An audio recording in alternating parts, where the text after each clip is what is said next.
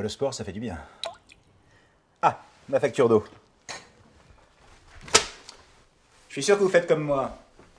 Faut regarder le montant et puis vous la rangez avec les autres dans un dossier. Bah c'est dommage. C'est dommage parce que quand on y regarde de plus près, c'est très intéressant. À quoi correspond chaque poste de ma facture d'eau? La distribution de l'eau, par exemple. Comment chaque foyer a-t-il accès à l'eau potable? Vous voulez que je vous l'explique? Ben allons-y, alors il y en a pour 5 minutes.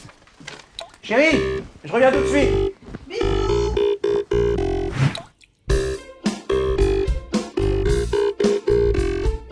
Dans ma facture, ou votre facture, il y a une partie variable et une partie fixe, comme pour les factures de gaz ou d'électricité.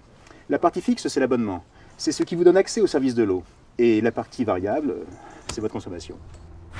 Tout d'abord, il faut capter l'eau.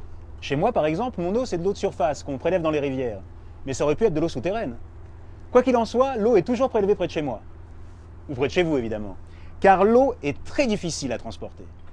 L'eau récupérée dans la nature est rarement potable. Voilà pourquoi Veolia, après l'avoir captée, l'achemine vers une usine de traitement. On y va? C'est ici que les équipes de Veolia éliminent les pollutions dites visibles. L'eau passe dans des tamis qui retiennent les débris, feuilles mortes, brindilles, etc. Puis, on y ajoute un coagulant. Les minuscules particules en suspension tombent alors au fond du bassin.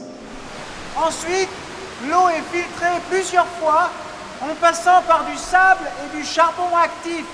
Et pour éliminer les bactéries et les virus, on utilise un puissant désinfectant, l'ozone. Il ne reste plus qu'à chlorer légèrement l'eau potable ainsi obtenue pour assurer une eau saine tout au long de son parcours dans les canalisations.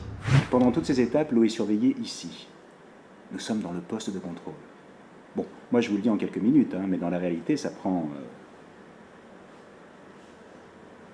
Monsieur? Oui. Ça prend plus de 3 heures, non? Oui. Vous me le diriez si je disais des bêtises? Oui. Merci. Oui, ça prend plus de 3 heures.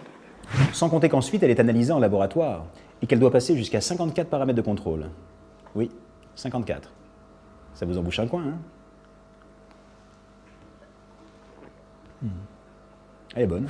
Livrer de l'eau à domicile, jour et nuit dans chaque foyer, c'est une vraie performance. Et oui, car l'eau doit être sous pression tout au long de son parcours.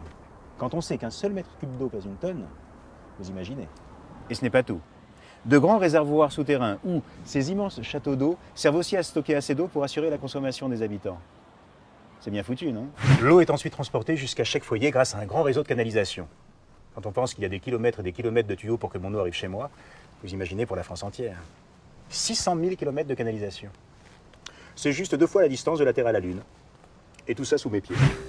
Entretenir et moderniser ce réseau, c'est le rôle de Veolia. Et c'est ce que font ses agents au quotidien, intervenant sur le terrain en cas de fuite, de jour comme de nuit. Ici, ils changent les branchements qui permettent à l'eau de parcourir les derniers mètres jusqu'à vos habitations. Ainsi, surveiller le bon état des canalisations, détecter et réparer les éventuelles fuites sont des actions menées en permanence pour préserver la qualité de l'eau et pour éviter son gaspillage. Distribution de l'eau, ça c'est fait. Collecte et traitement des eaux usées, eh bien ça aussi je peux vous l'expliquer. Je vais prendre une petite douche et je reviens tout de suite.